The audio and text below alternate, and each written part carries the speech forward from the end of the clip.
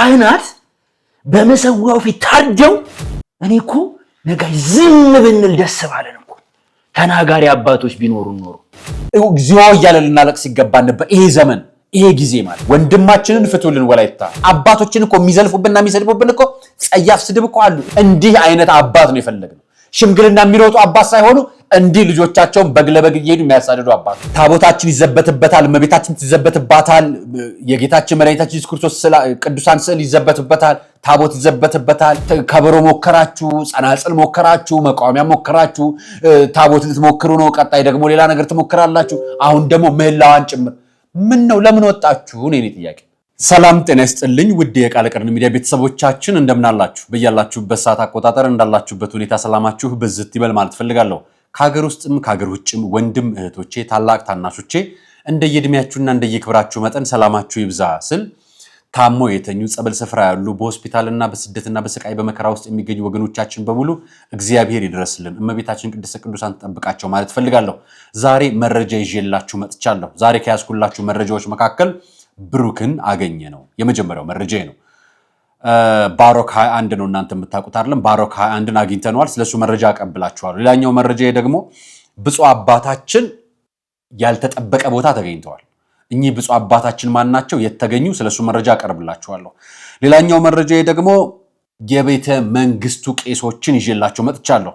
እነሱን አባቶች እነማን ናቸው? ምንስ አደረጉ? ምን ተደርጎ ነው እንደዚህ ሲያስበለ?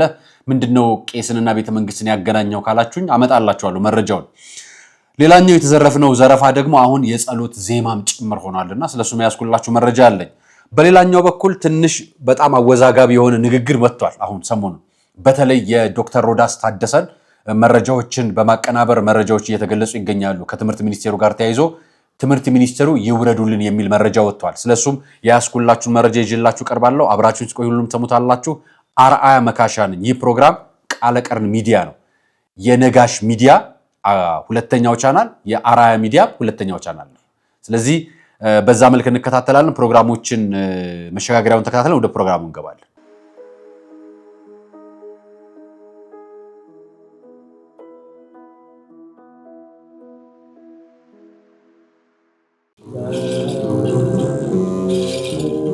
እንኳን አደረሳችሁ።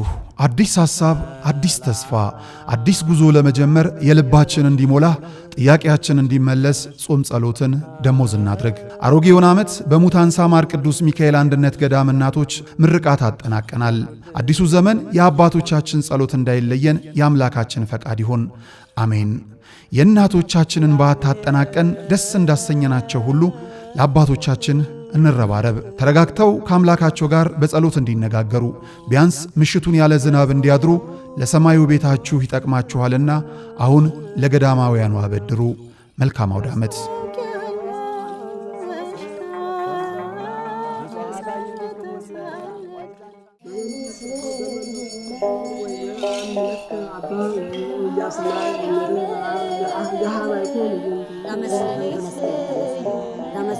ለዘመን መታወቂያ የሆነው ዘንድ ፀሐይና ጨረቃ ከዋክብትንም ፈጠረ። የቤተ ክርስቲያኒቱን ቀኖናዊ ሥርዓት ያጠኑ ሊቃውንት ደግሞ አዲስ ዓመት መስከረም 1 ቀን መሆኑን አስመልክተው በአራቱ ወንጌላውያን ዘመኑን ይከፋፍሉታል። ምክንያቱም በዘመነ ዮሐንስ ተጸንሶ በዘመነ ማቴዎስ ተወልዷል፣ በዘመነ ማርቆስ ተጠምቋል፣ በዘመነ ሉቃስ ተሰቅሎ ዓለምን ከፍዳና ከመርገም ነፃ አውጥቷል። ጌታችን መድኃኒታችን ኢየሱስ ክርስቶስ የተቆጠረ ጊዜያችንን አራዝሞልን የኢትዮጵያ ኦርቶዶክስ ተዋሕዶ ቤተ ክርስቲያን ሊቃውንት ደግሞ ቀመሩን ሰርተው ለሀገር ባበረከቱት የዘመን አቆጣጠር ለምናከብረው አዲስ ዓመት እንኳን አደረሳችሁ። በ1487 ዓመተ ምህረት በአጼ ናዖድ ዘመነ መንግሥት የተተከለችው የአንጎልላ ጽራርያም ሰሚነሽ ኪዳነ ምሕረት ለታሰረ ቋጠሮ መፍትሄ የሚገኝባት፣ መናፍስትን ተዋግተን የምንጠመቅባት፣ ንስሐ ገብተን ሥጋ ወደሙን የምንቀበልባት ታላቅ የበረከት ስፍራ ናትና ከደጇ ለመርገጥ ያብቃችሁ። የገዳሟን መረጃ ለመጠየቅና መባ ስጦታችሁን ለመላክ ከታች ያሉ ስልክ ቁጥሮችን አሊያም የባንክ አካውንቶችን ይጠቀሙ። ዘመን ለፍስሐ ዕድሜን ለንስሐ ያድላችሁ። እናቴ ልሽ አምላክሽ ልጅሽ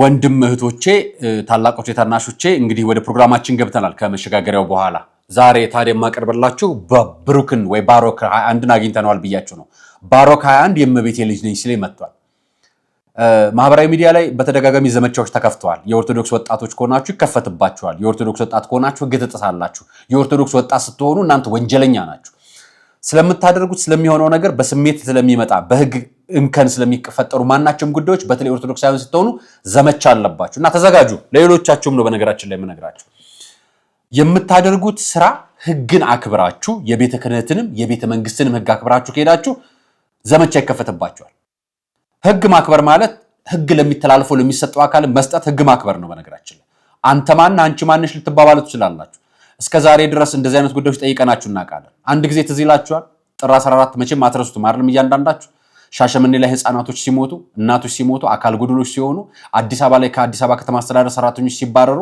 ከመንግስት መዋቅር ውስጥ ተባረሩ አባቶች ሄደው የመንግስት መዋቅርን ሲያናግሩ ጥቁር ለብሳ ቤተክርስቲያን በዛ በነበረ ሰዓት ላይ ያንን ያልነው ለምን ነበር ያን ያለቀስነው ለምን ነበር ያን የጮህነው ለምን ነበር ለአባቶች ስልጣን ብቻ ነበር የቤተክርስቲያን የክርስቶስ ስርዓት እንዳይናር ብለን ነበር ለስርዓት ለናቱ ዝም አንላለም ይሄ ወንድማችን ስቱዲዮ መጥቶ ከነጋሽ ሚዲያ ጋር ቁጭ ብሎ እንዲያወርቷል ኮንድም የነጋሽ መረጃውን ሙሉን ዝርዝሩን ተሰሙታላችሁ እኔ ግን አንድ ነገር ልንገራችሁ በዚህ ሰሞን ከታዘብናት አንድ ነገር ላሳያችሁ ወንድማችን ባሮክ ላይ ለማህበራዊ ሚዲያ ላይ ለሚጠቀሙ ለሁሉ አይደለም ንግግሩን የተናገረው ማህበራዊ ሚዲያ የሚጠቀሙ የኢትዮጵያ ኦርቶዶክስ ተዋሕዶ ቤተክርስቲያን መዋቅር ደሞዝ የሚከፍላቸው ስለ ባሮክ የጻፉ የተቹ የሰደቡ የተናገሩ እንዲታሰር ዘመቻ የከፈቱት የቤተክርስቲያን ልጆች ናቸው የቤተክርስቲያን ልጅ የምንላችሁ ደሞዝ ቤተክርስቲያን ቀጥራ የምታሰራቸው ነው የምንነግራችሁ ከዛ ውጭ ያሉትማ እዚህ ያለውን የሃይማኖት ፖለቲካ ስለማያውቁት የተቹትም ምን ያሉትም በቅንነትና በትክክለኛ ሐሳብ እናንተ ትክክል ናችሁ አሁን ያስቸገረን ነገር ቤተክርስቲያን ውስጥ የተቀመጠ ደሞዝ የሚከፈለው የራሱን ቤት የሚያሳድድ አደገኛ ቡድን አለ ይሄን አደገኛ ቡድን ነው እኛ የምንቃወመው የምንናገራችሁ ለዛ ነው እናትየው ደውለው ልምጣ እኔ በእናንተ ሚዲያ ማቅረብ ፈልጋለሁ ሲሉ ኑ መብታችሁ ነው ቅሬታ ያለው ሰው ወይ ደግሞ ለህዝብ መረጃ ማድረስ የሚፈልግ ሰው ማንንም ሰው እኛ ጋር ደውሎ ስቱዲዮ መጥቶ መቀረጽ ይችላል እኛም ያደረግነው ያንን ስናቀርብ ይታሰራላችሁ አይደል እንታሰራለን እኮ እንፈታለን ችግር የለውም ለዚህ ጉዳይ ዋናው ጉዳይ እናንተን ሊያንገበግባችሁ የሚገባው ለምሳሌ እኔ እናቴ አርፋብኛለች ያሳደገችኝ እመቤቴ ማርያም ነች የኔ እናት ብቻ አይደለችም የእናንተ እናት እናንተን የወለደችው እኮ በእመቤቴ ማርያም አማላጅነት ነው ማርያም ተብላችሁ ነው የወጣችሁት ለእናታችን ለቅድስተ ቅዱሳን ድንግል ማርያም ያላችሁ ፍቅር ይሄን ያህል ነው ወይ እናንተ ያንገበገባችሁ ጉዳይ የባሮክ ጉዳይ ነው እመቤቴ ጉዳይ ነው አባቶቻችን ሊያንገበግባችሁ መንበራችሁ ለማስጠበቅ ያ ሁሉ ህዝብ የወጣው ጉዳይ ስለ እመቤታችን ስለወለደችው ልጅ ዓለምን ስላዳነው ክርስቶስ ብላችሁ አይደለም እንዴ መንበሩ እንዲጠበቅ ያልነው እናቱ ስትነካ ሳትናገሩም እናንተ ለዛ ነው የተንገበገብነው እኛ ለዛ ነው የተቆጨነው እመቤታችን እኮ እኛን በእጁ አብክቶ ለሰራን ትንፋሽ ለሰጠን ህይወትን ለሰጠን እስከዛሬ ያቆየን የአምላክ እናት ነች ብለን እኮ እና ኤሊክ ሲንገበገብ ኤሊክ ሲያሳድዱት እናንተ ለዝም አላችሁ ለመንበራችሁ እንደዛ የተናገራችሁ ለእመቤታችን እንዴት አትናገሩ ክርስቶስ ሲሰደብ አትናገሩም ለመንበራችሁ ግን ውጡ ትለናላችሁ ጥቁር ለበሱ ትለናላችሁ እመቤታችን የተሰደበችበት መሬት ላይ እኮ መቀመጣችን እኮ እኛ በምድር ላይ ኖረን ማለት ነው ጥቁር አይደለም እኮ መልበስ ያለብን አፈሮስ እስከ አንገታችን ተቀብረን እግዚኦ እያለን ልናለቅስ ይገባን ነበር ይሄ ዘመን ይሄ ጊዜ ማለት ነው እናትየው ልጃቸው መከራለና ስቃይ እንደሆነች ተናግረው በአደባባይ ወጥተው ታማብኛለች ልጅ አሉ እውነት ማንንም ሰው ሳይታመም እንዲህ ላይ ያረጋ አይችልም እንደው አውቃ ነው ተንኮል ነው ምንም ብትሉ ማንንም ሰው ነፃ ፈቃዱን ሳይሰጥ ምንም ነገር ሰይጣን ላይ አይጫወትበት ነፃ ፈቃዱን ከሰጠ በኋላ ደግሞ ለሚጫወትበት ነገር ደግሞ እግዚአብሔር ወደ እግዚአብሔር ቤት የሚያቀርበው ነገር ይፈልጋል እኛም በጸሎታችን ልናግዛቸው እናትን ልጅቷንም ልናግዛት ይገባል ልጅቷ እሷ ብቻ አይደለችም ኢትዮጵያ ውስጥ ያሉ ሌሎች በቅዱሳን ስዕላት የሚሳለቁ የሚቃወሙ ዛሬ ባሮክ ሚዲያ ላይ ስለምታውቁት ሄደ እንጂ አጠገባችሁ ያላችሁ ሰዎች በሙሉ ካሁን በኋላ የቤተክርስቲያን ላይ ክስ ከሰን መልስ እንደማይሰጠን እያያችሁ ነው ቤተክርስቲያን በአደባባይ የተዘታውን ጉዳይ አሳይታናለች ስለዚህ እኛ የምንጠይቀው አባቶቻችን ከቤተክርስቲያናችን ከክርስትና ስርዓታችን ጋር ቁሙልን ነው ጥያቄያችን ባሮክ በሰላም ስለነበር አሁን በሰላም ስለቆየ እንዲህ አይነት ልጆችን ልጠብቁ ይገባል እናንተን ነው የምነግራችሁ ስለዚህ ባሮክ መጥቶ መረጃውን ሰጥቷል ነጋሽ ሚዲያ ላይ ከ1 ሰዓት ነው ከ2 ሰዓት ቆይታ በኋላ ገብታችሁ ተከታተሉት ማታ ምሽት 1 ሰዓት በኢትዮጵያ አቆጣጠር ማለት ነው ስለዚህ ሙሉ መረጃውን እሱ በእለት የነበረችው መረጃ ይነግራቸዋል። እኛም ነግረናቸዋል። ሃይማኖት ውስጥ ውጭ በተለይ የደሞዝ ተከፋይና መዋቅር ውስጥ የሌላችሁ ሰዎች በጣም ብዙ ችግር አለ። አታውቁም። አባቶች ስቃይ ላይ ናቸው። እኛ ስቃያቸውን ነው የምንጮኸው። እናውቃለን መከራ ውስጥ ያሉ አባቶች እንዳሉ ነው። ስንናገር እኮ እሱንም አስበን ነው የምናገረው። ነገር ግን የሆነ ገንፍሎ ማለቅ ያለበት ነገር አለ። ዝም ካለን ያልቃል፣ በቃ ባዶ ይሆናል። ለልጆቻችን የምናስረክበው እምነት የለንም፣ ስርዓት አይኖረንም። ቤተክርስቲያን ትፈርሳለች፣ ያፈርሷታል።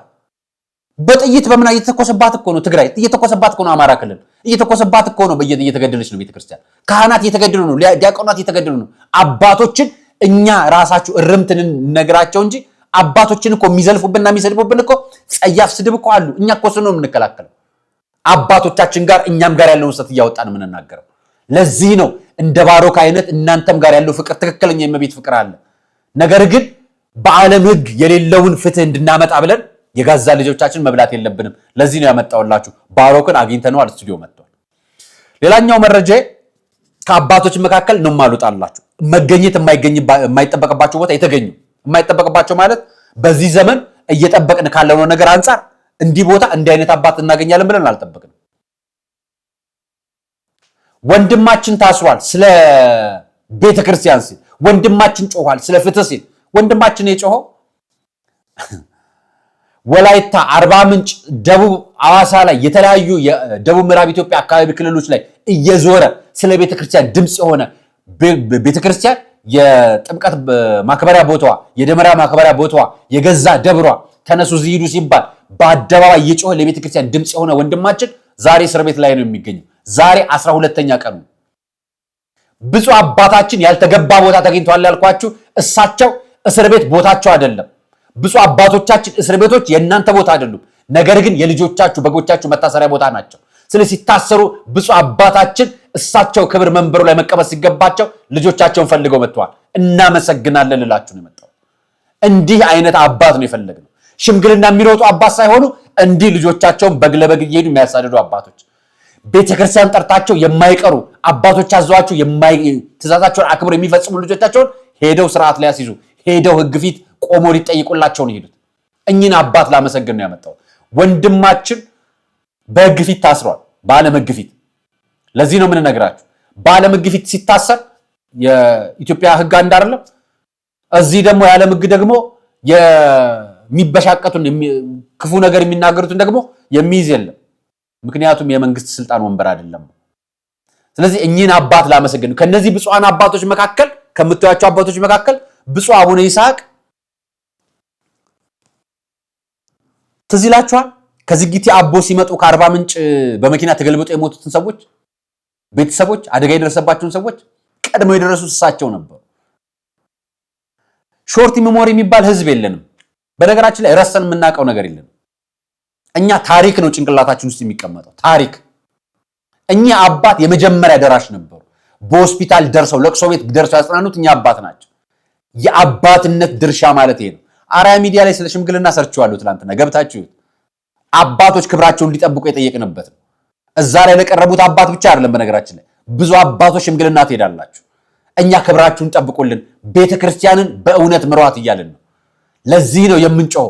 እንኳን ብሩክን ቀርቶ የትኛውንም ምዕመን እስር ቤት ሄዳቸው መጠየቅ የአባትነት ድርሻችሁ ነው። የታመመ ሆስፒታል ሄዶ መጠየቅ የአባትነት ድርሻችሁ ነው። ሽምግልና ቦታ ላይ ግን እናንተ ቆማችሁ ምዕመን ቁጭ ብሎ ጥያቄ እየጠየቃችሁ መልስ እንድትሰጡ አንፈልግም። ምክንያቱም ክብራችሁ ነው አይናንተ። ምክንያቱም እነዛ የምትጠይቋቸውም ልጆች የእናንተ ልጆች ናቸው። እንዴት ሰው ለልጁ ሽምግልና ይቆማል? ለገዛ ልጁ ሚስትየው ባልየውም የሚጋቡ ሰዎች የእናንተ የአባቶቻችን ብፁዓን አባቶቻችን ልጆች ናቸው ሁለቱ። እንዴት ብፁዓን አባት ለሁለቱ ልጆች የሰው ቤት ሄዶ ለምዕመን ፊት ይቆማል? ይሄ ነው የኛ ቁጭት። የአባትነት ክብራችሁ ይጠበቅልን ነውና አባቶቻችን ለአባታችን ብፁዕ አቡነ ይስሐቅ ላደረጉት ነገር እግዚአብሔር ያክብርልን፣ እግዚአብሔር ይጠብቅልን፣ እንደርሱ ያለ አባት ጸጋውን ያብዛልን። ወላይታዎች ታድላችኋል። ወላይታ ሀገረ ስብከት ሊቀ ጳጳስ ስለሆነ እዛ አካባቢ ያላችሁ ምዕመናኖች ታድላችኋል። በሁሉ ቦታ እንደናንተ አይነት አባት ነው የምንፈልገው። ፍቅራችሁን ያብዛልን፣ ጸጋችሁን ያብዛልን፣ በጸሎት በበረከት በረድ ይጠብቁልን። ፖለቲካ ውስጥ አይገቡም፣ አይተናቸው እናውቃለን። የፖለቲካ አጀንዳ የላቸውም፣ ገብተው አያውቁም። እኛ የምንፈልገው ይሄንን ነው። ሌሎች አባቶቻችንም እምነታችሁን የእውነት ብትኖሩት ብፁዕ አቡነ ይስሐቅን ትመስሉ ነበር። እምነታችሁን የእውነት ብትመስሉት ብፁዕ አቡነ ያሬድን ትመስሉን ነበር። እምነታችሁን የእምነት ብትመስሉት ክርስቶስን ትመስሉልን ነበር። በተግባርም በምግባርም በድርጊትም በእውነትም ክርስትናን መስለው የቆሙ ብፁዕ አባት ይኸው ብፁዕ አቡነ ይስሐቅ ናቸው። ወንድማችንን ፍቱልን። ወላይታ የምትገኙ የህግ ባለሙያ አካላቶች በቤተ ክርስቲያን ጉዳይ ላይ ነው የሚጫው። ከቤተ ክርስቲያን ውጭ አጀንዳ የለው። ለወንድማችን ፍትህ ስጡልን እባካችሁ። አመሰግናለሁ። ሌላኛው እዚሁ አያይዤ ግን እኚህን አባቶች ላሳያችሁ እስኪ። እኚህን አባቶች ለምን ይዤላችሁ መጣው መሰላችሁ? አሁን ብዙዎቹ አባቶች የተወሰናችሁ ማህበራዊ ሚዲያ ላይ ወጣችሁ በራሳችሁ ቲክቶክ ለመመለስ የሞከራችሁ አባቶችን አይቻልም። በዚህ ጊዜ ማቅ ለብሳ ቤተክርስቲያን ጥቁር ለብሳ ቀሚሷን አውልቃ መሬት ላይ የተንከባለለች አመር ላይ የተንከባለለች ማልቀስ በሚገባ ሰዓት ላይ አባቶቻችን መጽሐፍ ቅዱስ በአንድ እጃቸው ደግሞ መስቀል ይዘው መታየት ለልጆቻቸው አመራር መስጠት አባትነት ድርሻቸው ነው። እኛ የቤተ መንግስት ቄስ የለንም። እኛ የቤተ ክህነት ቄስ ነው ያለን። የቤተ ክህነት ቄስ ደግሞ የሚይዘውን የዓለም አጀንዳ ደብቆ ያደርጋል እንጂ በአደባባይ ማስታወቂያ ያደርገው። ማንም ሰው የሀገር መንግስት የሚመራበትን የትኛውም አሰራር ምናምን ማንበብና መጠቀም ይችላል። ለምን መሰላችሁ? በሀገር ህግ ስርዓት ስለሚመራ። እኛ ግን ማስታወቂያችን፣ ቀሚሳችን፣ መስቀላችን፣ መጽሐፍ ቅዱሳችን ከላይ ያደረግነው የሾህ አክሊል ምልክታችን በሙሉ የእግዚአብሔር ነው፣ የክርስቶስ ነው። እኛ ምሳሌያችን፣ ማስታወቂያችን በሙሉ የክርስቶስ ምሳሌ ነው። መሆንም ያለበት መደረግም ያለበት ያለ እሱን ነው እኛ የምናደርገው። ስለዚህ አባቶቻችን እሱን አድርጉልንላችሁ ፈልጌ ነው። እዚህ ማስታወቂያ ሲሰሩ ሳያችሁ እንደው ልክ ነው ልክ አይደለም ለእናንተ ትዝብቱን ትቼ ማለት ነው። እናንተን ይሄን ከነገርኳችሁ አንፃር ማስታወቂያ ሲሰሩ ግን እነዚህን ሰዎች ታያችኋላችሁ፣ ተመልከቷቸው።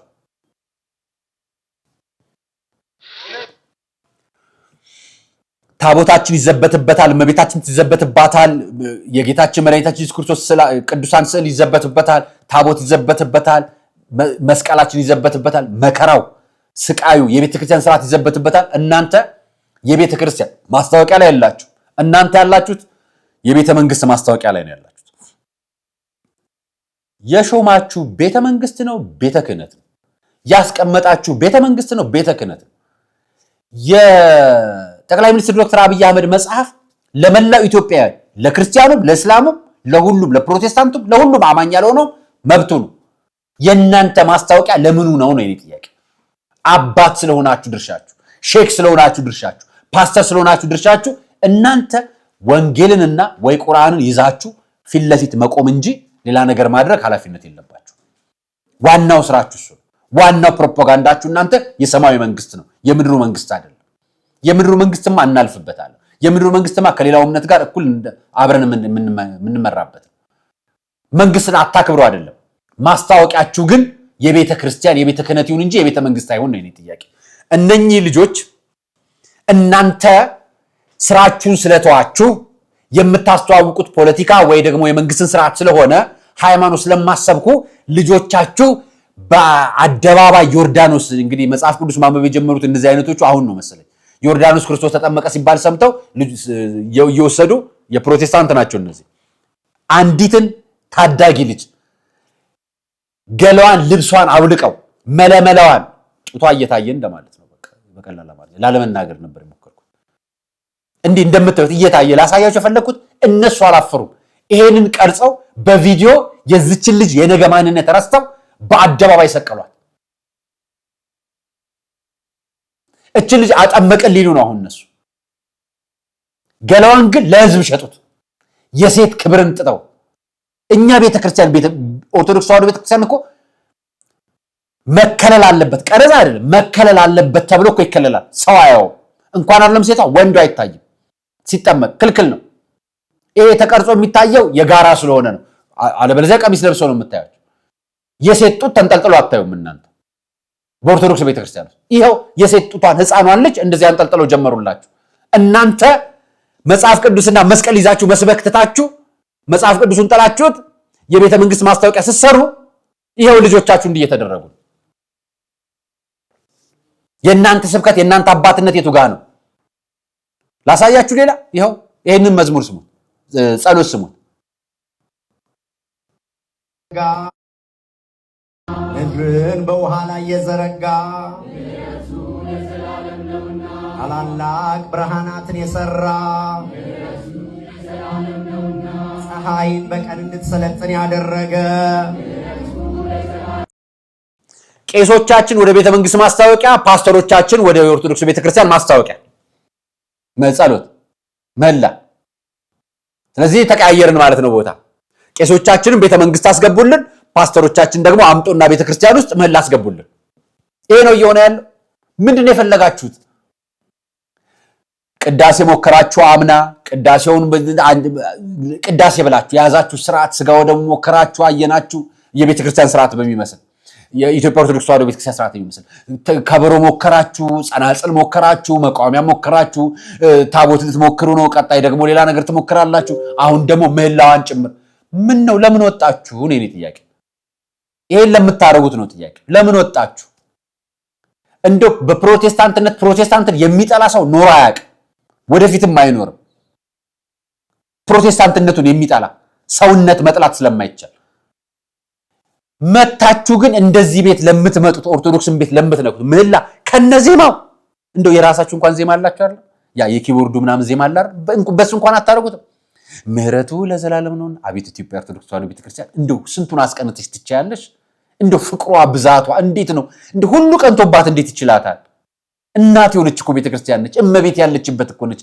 ቅዱሳን መላእክት ያሉባት ናቸው እና እቺ ፍቅሯ የሚያስቀና ድንቅ የሆነች ቤተክርስቲያን ስለሷ ተነግሮ እንደው ገልጾስ ይቻላል እውነት መስክረንስ እንችላለን ወይ እናንተ ናችሁ እኮ መስካሪዎች ለኢትዮጵያ ኦርቶዶክስ ተዋሕዶ ቤተክርስቲያን ያስተምሮና የሥርዓተ እምነት ምስክርነት እየሰጡ ያሉት እኮ ፕሮቴስታንቶቹ ናቸው ይሄው በተግባር እናንተ የኛ ቄሶቻችንስ ማስታወቂያ የት ቤተ መንግስት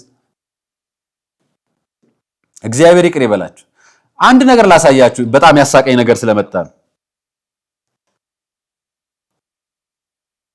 ይሄን ነገር ላሳያችሁ በዶላር ካልከፈላችሁ ተማሪ አልቀበልም ያለው ትምህርት ቤት ክስ ቀረበበት ሳንፎርድ ኢንተርናሽናል ትምህርት ቤት በዶላር የማይከፍሉ ተማሪዎች እንደማይቀጥሉ ማስታወቁ ተሰምቷል ይሄም በወላጆች ዘንድ ቅሬታ ተነስቶበታል ትምህርት ቤት እና ኢትዮጵያ ውስጥ ሳንፎርድ የሚባል ትምህርት ቤት በዶላር የሚከፍል ትምህርት እንደው መማር ያቃተው መጽሐፍና ደብተር መግዛት ያቃተው ሰው ያሰባሰበ በሚሰራበት በዚህ ባሁኑ ዘመን አሁን በመናየው መከራ ዘመን ገጠር ውስጥ ተማሪ በሌለበት ኢትዮጵያ በአንድ ስርዓት በመተዳደርበት ህግና ስርዓት ባለበት ሀገር እናንተ በዶላር ካኑ አትከፍሉም የሚባል በሚሊዮን ብሮች የሚከፍሉ ባለሀብቶች ባሉበት ሀገር በመጠለያ ውስጥ ተቀምጠው እንኳን አይደለም የሚማሩበት የሚበሉት ያጡ ደዎች ያሉባት ሀገር ላይ መቀመጣችን ግን ያሳፍረኛል ይሄንን ሁሉ ግን ተማሪ አስተምራለሁ የሚለው ትምህርት ሚኒስቴር ነው ሁሉ ስርዓት ተመራለሁ የሚለው ትምህርት ሚኒስቴር ነው ትምህርት ሚኒስቴር ለምን እንዳነሳውላችሁ ታውቃላችሁ ኮሜንት ሴክሽን ላይ የገባችሁ ስልጣኑን መልቀቅ አለባችሁ እያላችሁ ጻፉልኝ ይሄንን ሐሳብ እየሰጠው ያለው እንደ ጠበቃ ሳይሆን እንደ አንድ ዜጋ ሐሳብን በነጻነት የመግለጽ መብትን ተጠቅሜ ነው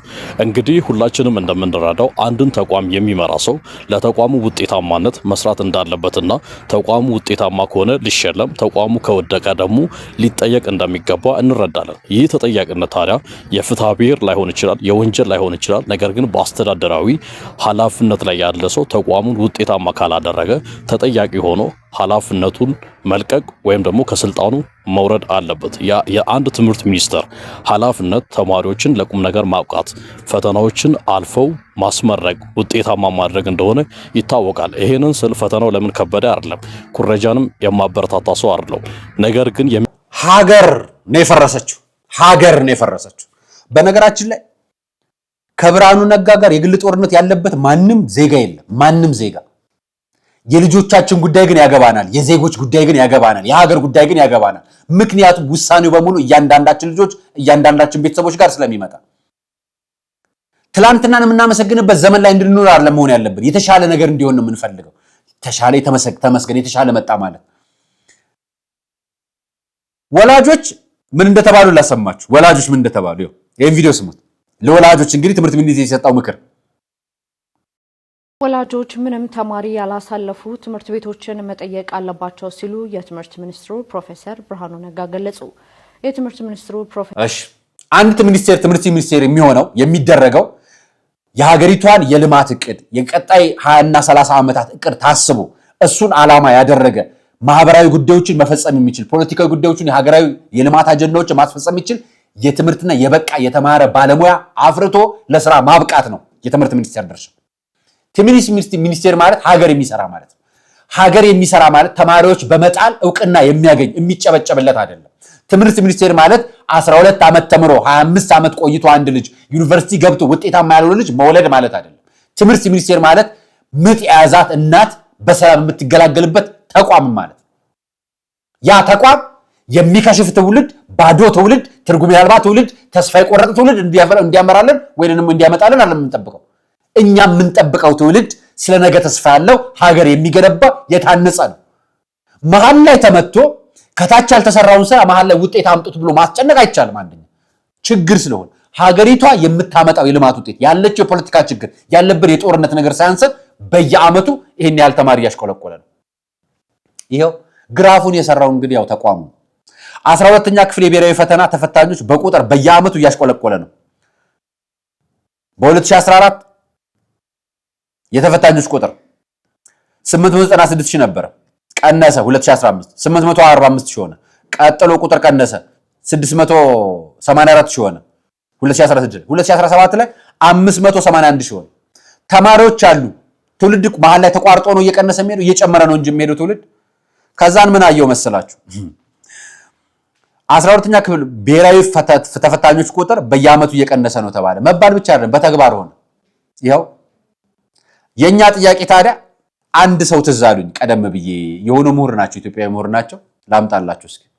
እኔ ፐርሰናል የሆነ ወቀሳ ማንም ላይ ለማድረግ አልመጣሁም። ኤሪትሪያ በረሃ ላይ ብረት ይዞ ኮማንደር ነኝ ብሎ ሲያዋጋ የነበረ ሰው አምጥተህ ትምህርት ሚኒስቴር ስትል ትምህርት እንደወደቀ እኔ አውቀዋለሁ። እናንተ እንደፈለጋችሁ። እኚህ ሰውዬ ጠቅላይ ሚኒስትሩ አማካሪ ናቸው ይባላል። አዲስ አበባ ዩኒቨርሲቲ የፍልስፍና ምሁር ናቸው ይባላል። እና እኚህ ሰውዬ ገና የተመረጡ ሰሞን ነበር ይሄን የተናገሩት በወቅቱ። እና ያን ጊዜ ብዙ ሰው አልተቀበላቸውም ነበር። አሁን በተግባር ስናየው ነው እየተቀበልን ያለ ነው። እንደዛ ነው የሚሆነው ማለት ነው ወይስ እንዴት እንተንተነው ይሄንን ጉዳይ? እና ትምህርት ሚኒስቴር ስህተት ነው ካልን ዶክተር ሮዳስንን ትምህርት ሚኒስቴር እናድርገው እንዴ? ለምን እንዳልኳችሁ ልንገራችሁ። ይሄንን ቪዲዮ ሰምቼው 25 ዓመት ሙሉ ትምህርት ቤት ጊዜያችንን የገደሉብን ሰዎች አሉ። 25 ዓመት አስበዋል። እና ሰው ልጅ 7 ዓመት ቢማር በቂው ነው። ጥሩ እንትና ምክንያቱም የቀኝ አንጎል ክፍሉን ከከፈትክለት እንኳን አይደለም ይሄ 5%ን ዕውቀት 95ቱን አዋህዶ 100 መድረስ የሚችል ነው። እና 25 ዓመት ሙሉ ግራ ብሬንህን አክቲቬት በማድረግ አግብቶ እንዳይወልድ እድሜውን በመጨረስ በጣም ወንጀል እኮ ነው። የተፈጥሮን ሂደት ሴቶች ከ15 ዓመት በላይ እንዳይወልዱ ወደዛ እንዲሄዱ ወንዱም በቃ በመባተል እንዲያልፍ አድርጎታልና ጊዜ በጣም ተመሰቃቅሏል። በኔ ዶክተር ሮዳስ ይሾም እያሉ ያነሱ ያሉ ማህበራዊ ሚዲያ ላይ ዘመቻ ተከፍቷልና ጠቅላይ እንደው ትምህርት ሚኒስቴር በሆኑ ትመርጣላችሁ? እኔ እንደው ሳስብ እንደዚህ ከሆነ ከፕሮቴስታንቱም ከሙስሊሙም እኔ አሁን ለምሳሌ ከፕሮቴስታንት ጠራ ብትሉኝ ኢንጂነር ጌታሁን ይራሙን ጠራዋለሁ። በብዙ ነገር በብዙ ብስለት ላይ ስላለ የእስልምና እምነት ላይም ተከታይም ላይ ወንድሞች አሉ፣ ብዙዎች ኡስታዞች አሉ በጣም ይበሰሉ። ከነዚህ ተውጣጡ ሀገር በቀል ዕውቀት ቢመጣ እንደው አትስማሙ? ሀገር በቀል እውነት ልጆቻችን አብቅቶ ሀገርን የሚለውጥ እውነቱ እሳቸው ራሱ ሁሉ ጊዜ ተስፋ ማስቆረጥ ነው የሚነግሩን። ሁሉ ጊዜ ተስፋ ቆርጠው ነው የሚነግሩና ምኑን ልስማው ታዲያ? እንደዛ ታየኝና እቺ ነገር ትዛለኝ። እሳቸው የፓርቲያቸው ላይ የተናገሩት ንግግር አርሰናል የሚባል አንጀት የሚያቆስል ቡድን የሚደግፍ እና ስለ አርሰናል በየመድረኩ የሚናገሩ የትምህርት ሚኒስቴራችን ልጆቻችን ቢወድቁ የቲፎዞቁ እየቆጠሩ ነው እንግዲህ ትዝብት የሚሰጡት ማለት ነው። ምንድነው የምንለው? ወይንስ እንደ ቀሲስ ሄኖክ ምላሽ እንስጣቸው እንዲህ እንዳሉት ማለት ነው? የትምህርት መተት አትማሩም፣ ብትማሩም ትምህርት አይገባችሁም። እንደው ጥርሳችሁን ነክሳችሁ ብትማሩ ትምህርት ተራራና ዳገት ነው የሚሆንባችሁ። እየተገፋችሁ ነው የምትማሩት። ለቁም ነገር አትበቁም። ተምራችሁ ትልቅ ደረጃ ላይ አትደርሱም። እና ይሄ ነው እንበል እንዴ? እና ቀጥለው የምንጠብቀው ምላሽ ይሄንን ነው።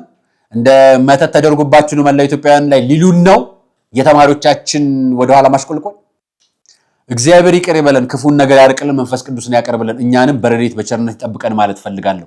ክፉ ዘመን የምንሻገርበት መልካም ጊዜ ሰናይ እንዲሆን ሁላችንም በየእምነታችን በጸሎትነት ጋር እንደው ይሄንን ሐሳብ ግን እናንተ አንሸራሽሩት እስኪ። ዳጉላው የሚባል አንድ ወንድማችን ጠበቃ አንዳንድ ዜጋ የሚሰማኝን ስሜት ብሎ ጠቅላይ ሚኒስትሩ እንዲነሱ ፊርማና ሰባሰብ እናንተም ዘመቻ ከፈቱ እያለ ማህበራዊ ሚዲያ ላይ የለቀቀውን ቪዲዮ ማሳይቻችኋለሁና እውነት ተስማማላችሁ? የእናንተን ሐሳብ መስማት ፈለኩ። የኔን አላቀረብኩላችሁምና የራሳችሁን ሐሳብ አስፍሩልኝ። ያቀረብኩላችሁ ፕሮግራም ይሄንን ይመስል ነበር። አራያ መካሻ ነበርኩ። ስለምትከታተሉን፣ ሰብስክራይብ ስለምታደርጉን፣ ሼር ስለምታደርጉ፣ መረጃዎቹን ለሰዎችም ኮሜንት ስለምትሰጡን፣ ሐሳብ ስለምታጋሩ እናመሰግናለን። ሰናይ ቀን።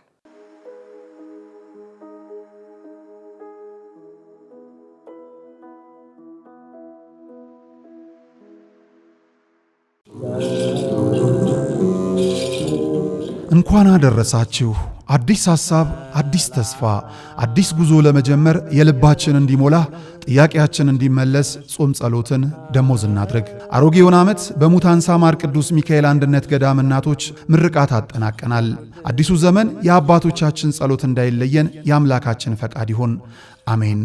የእናቶቻችንን በዓት አጠናቀን ደስ እንዳሰኘናቸው ሁሉ ለአባቶቻችን እንረባረብ። ተረጋግተው ከአምላካቸው ጋር በጸሎት እንዲነጋገሩ ቢያንስ ምሽቱን ያለ ዝናብ እንዲያድሩ ለሰማዩ ቤታችሁ ይጠቅማችኋልና አሁን ለገዳማውያኑ አበድሩ። መልካም አውደ ዓመት።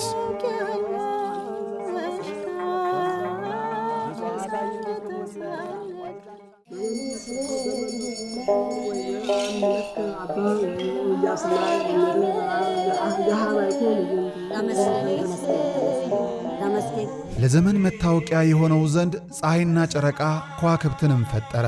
የቤተ ክርስቲያኒቱን ቀኖናዊ ሥርዓት ያጠኑ ሊቃውንት ደግሞ አዲስ ዓመት መስከረም 1 ቀን መሆኑን አስመልክተው በአራቱ ወንጌላውያን ዘመኑን ይከፋፍሉታል። ምክንያቱም በዘመነ ዮሐንስ ተጸንሶ በዘመነ ማቴዎስ ተወልዷል፣ በዘመነ ማርቆስ ተጠምቋል፣ በዘመነ ሉቃስ ተሰቅሎ ዓለምን ከፍዳና ከመርገም ነፃ አውጥቷል።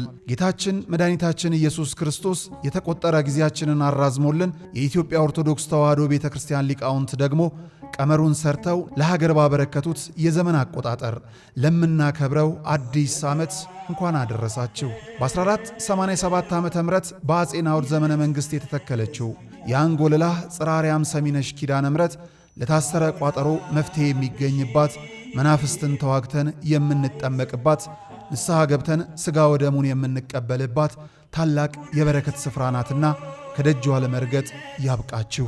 የገዳሟን መረጃ ለመጠየቅና መባ ስጦታችሁን ለመላክ ከታች ያሉ ስልክ ቁጥሮችን አሊያም የባንክ አካውንቶችን ይጠቀሙ። ዘመን ለፍስሐ ዕድሜን ለንስሐ ያድላችሁ። እናቴ ልሽ አምላክሽ ልጅሽ